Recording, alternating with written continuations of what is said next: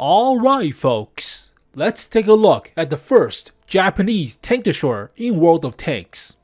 For PC at least, and not counting the iceberg that is the Supertest of low tier, tier 1 through 5, of smaller Japanese tank destroyers that were debuted on the Supertest. So those are covered later on. I'll do an iceberg video about those. But this is the Type 5 Hoto.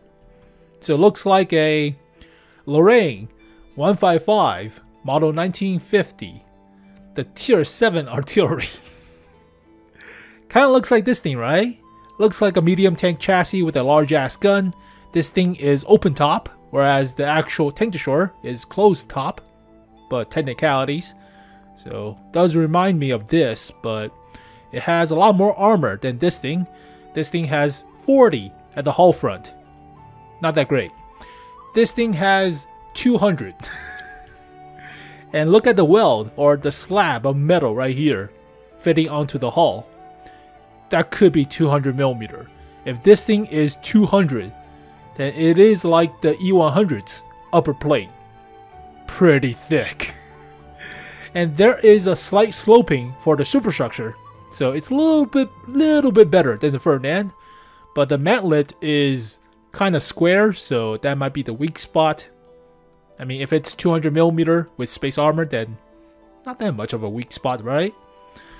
But this thing is a large cannon for a somewhat smaller chassis. When you think about it, it's a 127 for a practical medium tank hull compared to the Porsche Tiger hull for the Ferdinand, so interesting. Center mounted compared to the rear mounted on the Ferdinand.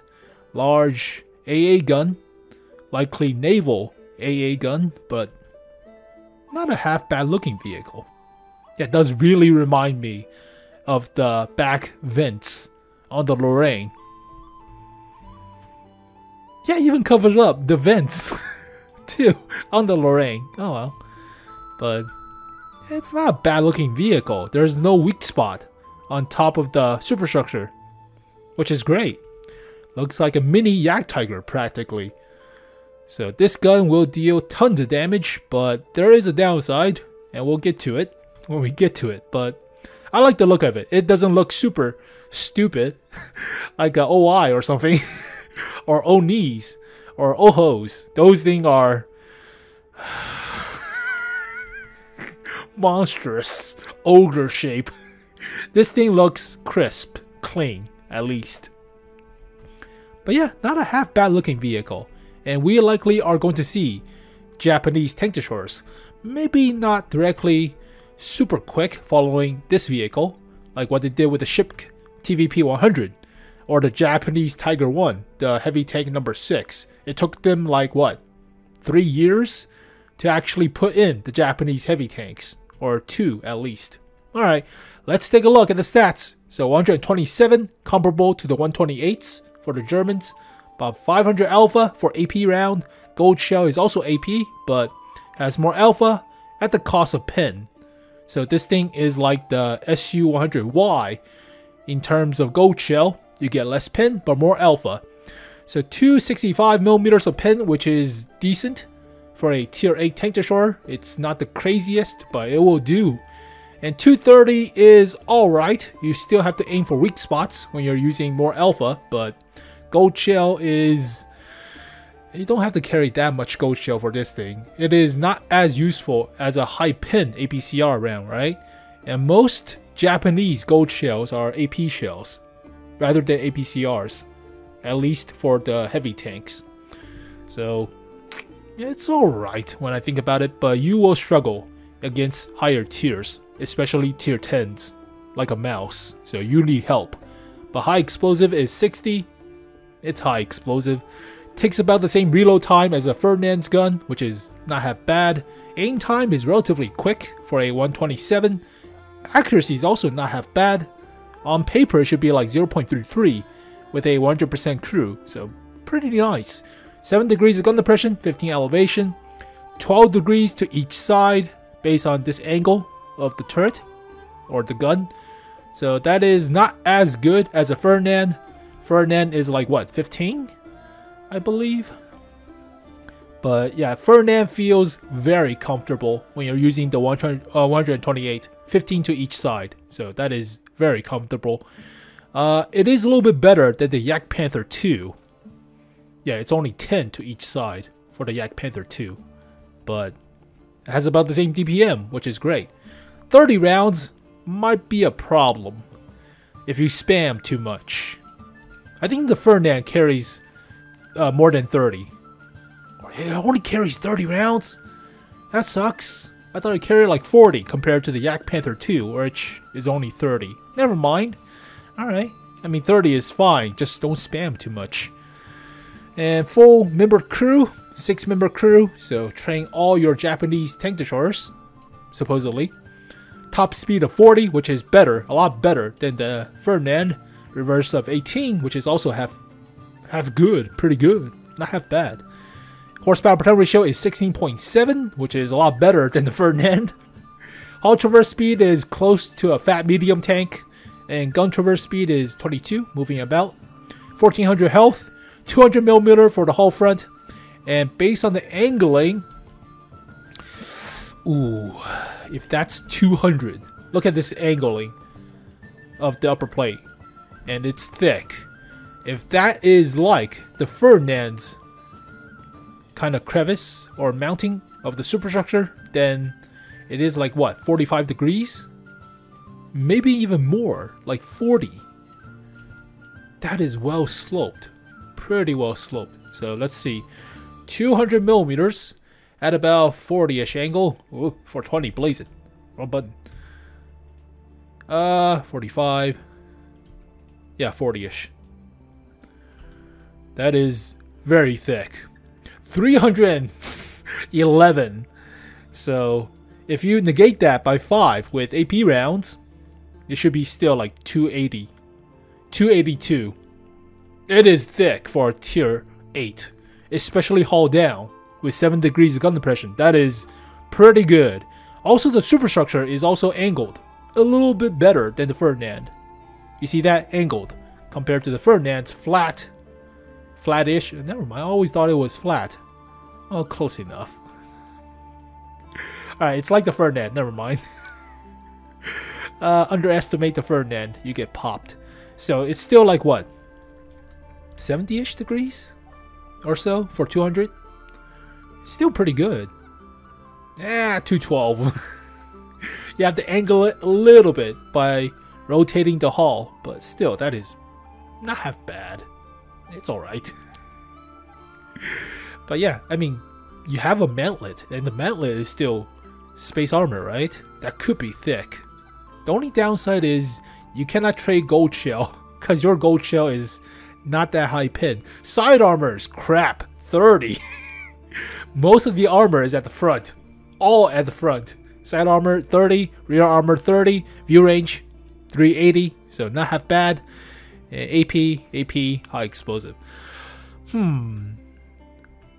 It's good when you think about the high horsepower per ton ratio and top speed compared to the Ferdinand. I mean, obviously it's not as fast as a 𝒂𝒂𝒄𝒂𝒃 2, but it has a lot better armor on paper than a 𝒂𝒂𝒄𝒂𝒃 2, right? At least for the superstructure or for the upper plate.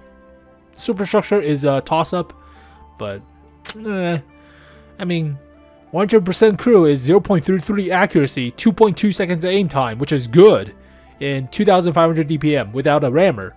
Good. That is not bad. And it's Japanese. Horsepower per ton ratio is also not bad. We have to see the actual dispersion while moving and traversing and terrain resistance, but camo that of a heavy medium tank-ish. I mean, let's see, Ferdinand's camo. Yeah, it's only like 10. A little bit better camo than the Ferdinand.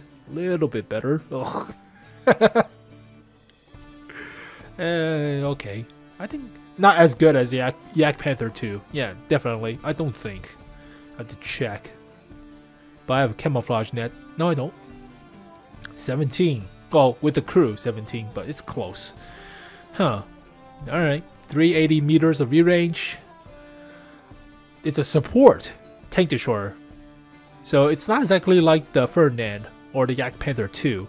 Yak Panther 2 and the Ferdinands are classified as versatile. So there are very rare support tank destroyers, like autoloaders for the French, and the large 183s are classified as support. What? ISU is a support tank destroyer? Since when? Alright, fine. So it's close to these, but the field mods are not that different. So for tier 8s, they're not that much different. Alright, fine. It's not a half bad vehicle. I don't find any downside to it other than the gold shell and struggling to fight off tier 9s or sometimes tier 10s. But shell velocity 900, that might be a problem, but not really if you play enough of the ISUs or the Japanese heavy tanks or even the Chinese tank destroyers with their low shell velocity. It's comparable to the Chinese tank destroyers. I need to confirm just to be sure. So Chinese tank destroyer, the WZ-111, 1GFT. This thing has like what? 930. It's close. This thing is a 130mm too.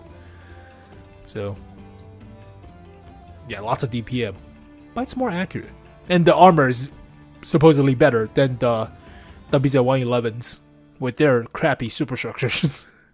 Gold shell is faster, but less pen for some reason, more alpha. Alright. And high explosive is the same as regular AP. Gold shell is only 4 times as much, or a little bit more than 4 times, but 6 times. It's alright. It is a premium, makes more credits, and I love tank destroyers as a premium tank, so they look pretty well at making credits when you don't need that much gold shell, especially for something like the STRV S1s or the Shipk TVP 100 or the Scorpion G. So you don't really need that much gold shell compared to the 200mm pen for medium tanks or heavy tanks. So I prefer premium tank destroyers for the lack of gold shell.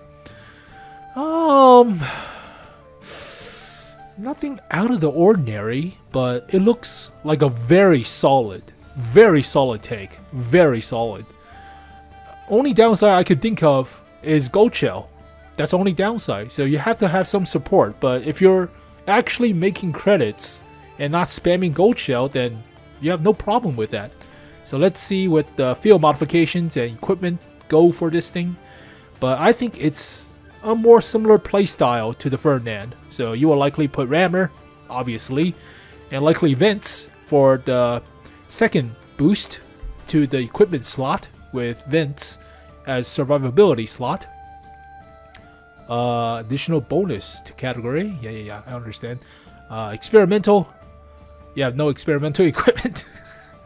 It is patch day, but I still have to wait for mods. Turn that off. You could put, with that accuracy, with that aim time, I don't think you need improved aiming or enhanced gun lane drive. So save it for vents. Definitely save it for vents. And for the last slot, you could go with a turbocharger to make yourself go faster, but I think optics would be a little bit better for most situations, like camping or just assaulting by yourself or playing a wolf pack with a bunch of heavy tanks or just tank destroyers like a T-28 or TS-5 for that matter. But yeah, optics would likely be better than turbocharger, unless it's like what, a city map for that case and a bunch of buildings blocking your view. But yeah, it's pretty solid. For field modification, always choose the first one for tank destroyer. Even though it negates hull traverse speed, you get better terrain resistance, therefore you get better effective hull traverse and additional track health, so you're not as likely to get immobilized. Accuracy or aim time. This gun is good. It is like the German 128s. The only downside is the lack of gold shell, but would you have better accuracy or better aim time? I would say better accuracy. Aim time is already good enough. You could afford 2.4 seconds of aim time or 2.3. That's fine for this gun. But if you have like 0.31 accuracy, that is marginally better than the German stock 128. So I would recommend getting better accuracy if you're planning on sniping. So you could snipe in the back, but I think it's more versatile to have better sniping baseline and better view range or better concealment after firing. This one is practically useless unless you're playing something like a rapid firing E25. You're not using this most of the time for high tiers unless you're playing something like the Ship TVP 100 or playing something like the E25. It is not as effective. You have a big stick, so when you're firing the gun, it will go it will go down to like 1.66 or something. The camo is not, yeah, 2.4. Yeah, you will not have camo after you fire. Just, you're already aware of that, but you already have armor, so that doesn't matter. Yeah, this is definitely go to better view range, definitely, and choose survivability for the second slot on your equipment list. And there you go, bing bang boom, pretty good. I mean, how much would I rate this thing with a lack of gold shell? I mean, if it's all 200mm all the way around, especially for this cheek right here, or if this cheek is like what, 80mm, it's still well sloped to the side. Armor is very good hull down with 7 degrees of gun depression. 12 degrees to each side is still comfortable compared to some of the conventional tank destroyers like the ISUs or AMX, AC, whatever. Yeah, those are 10 per side. So this gun feels a little bit more comfortable. I would say 7.5. If this thing has a good gold shell, then hell, I will give this an 8. Really, I will give this. It's faster than a Ferdinand. It's not as fast as a Yak Panther 2, but it has more reliable armor than a Yak Panther 2. Yak Panther 2 has only 13 horsepower per ton ratio. Wow. I thought this thing had like 15 or 16. 55 kilometers per hour top speed, which is good, but reverse is only 12.